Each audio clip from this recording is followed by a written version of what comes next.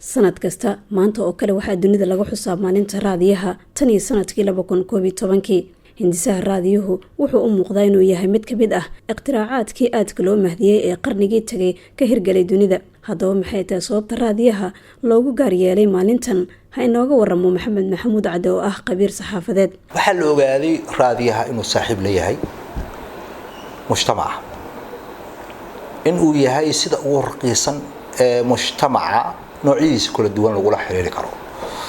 hadaa baabuur wadato, baabuurkaaga raadiyo leeyahay. hadaad safrayso, raadiyo yar baa wadan kartaa.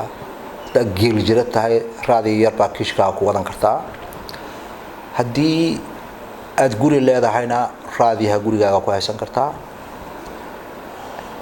raadiyaha marka fariimaha ugu muhiimsan ayaa mujtamaca lagu gaarsiiyaa. waa sida ugu raqiisan ee mujtamaca lagula xiriiro weeye. raadiyaha qarashku u baahan yahay waxa weeye 2 dhagax batari ayuu u baahan yahay markuu ugu bato qiimihiisa iyo qiimaha raadiyaha. laakiin telefishinka waa ka duwan yahay. waxaad u baahan tahay shaashad $200 joogto markay ugu yaraato. raadiyaha marka waxaa loo aqoonsaday in uu mujtamacada adduunka horumarkooda dhinac walba, xagga caafimaadka, xagga waxbarashada, xagga madadaalada, xagga cayaaraha, xagga wacyigelinta, in uu door weyn oo muhiima ka yeeshay. raadiyaha ayaa dadka dhageysta ka hela xogo kala duwan oo ay ka mid tahay inay wax ka bartaan. raadiyaha wuxuu gudbiyaa aqoon dadban, aqoontii aad ku baran lahayd iskuulka ama jaamacadaha ee muddada dheer waqti dheer ku gali lahayd. waxaa laga yaabaa in oday waayeel ah oo jooga meel tuulo ah aanan ogeyn dhibaatada indhaha ka haysa iyo indhaha caadka ka saaran in laga fiiqi karo. waxaa laga yaabaa barnaamij raadiyaha inta ka dhageysto oo maqlo da'daas sidaa ku jirto, indhahaaga calaamadahaas aad ku aragto, waxaa u baahan tahay dhakhtar indha inaad u tagtid, indhahana lagu fiiqo si aragaaga oo aad sidii hore uu soo noqdo. qofka marka waxaa indhihiisa badbaadiyey hal barnaamij oo raadiyaha ka dhageystay. hooyo caruur haysata ayaa waxaa loo sheegay biyihii ay warta ka keentay siday u nadiifsan lahayd.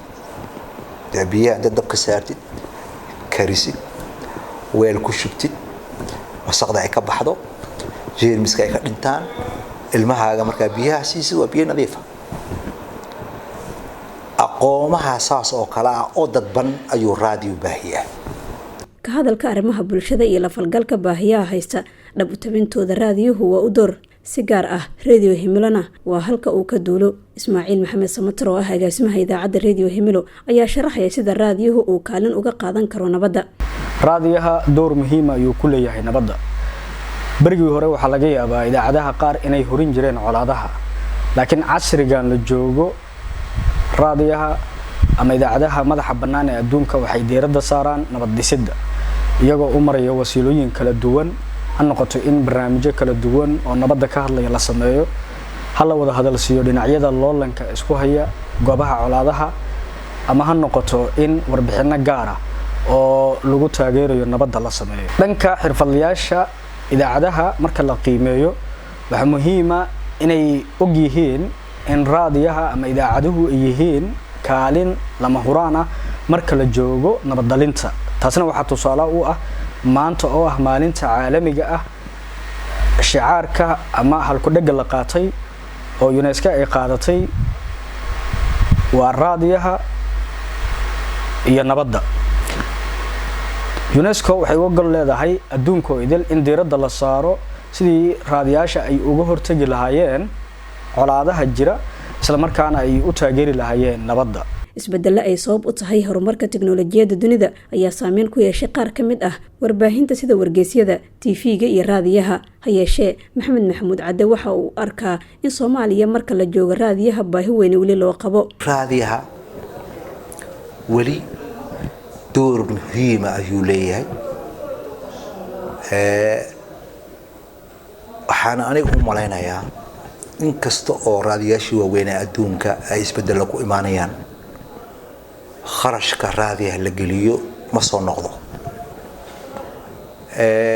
sababtu uu soo noqonayn waxa weeye hadda ka soo qaad aniga BBC da waxaan arkayay xirtay idaacaddii af carabiga oo 8 iyo maxaan ku raadaa 85 sano jirtay maxaa keenay jiilashii dhageysan jira ayaa dhamaaday jiilas cusub waxay rabaan barnaamijyadii inay ka dhageystaan qaab cusub inay u dhageystaan taleefankooda ay rabaan inay wax ka dhageystaan marka raadiyihii hadda barnaamijyo gaaban ayuu qofkii wuxuu ka dhageysan karaa taleefankiisa laakiin mujtamaca Soomaaliga ah ee weli tira badan ee reer miyiga yihiin raadiyahan weli waa loo baahan yahay welina suuq ayuu leeyahay qarnigii la soo dhaafana raadiyaha muhiim buu ahaa qarnigan hadda 2020aadna aniga waxaan u haystaa inuu Soomaaliya weli raadiyaha muhiim ku yahay raadiyuhu wuxuu dalkeena soo gaaray sanadkii 1943 xilligaasi oo markii ugu horeysay la maqlay raadiyo Hargeysa waxaana xigay raadiyo Muqdisho oo hawada soo galay sanadkii 1951 xilligaasi oo dalkeena ku jiray gacanta gumeystihii Ingiriiska iyo Talyaaniga halku dhaga sanadkan ee maalinta caalamiga ah ee raadiyaha ayaa loo qaatay raadiyaha iyo nabadda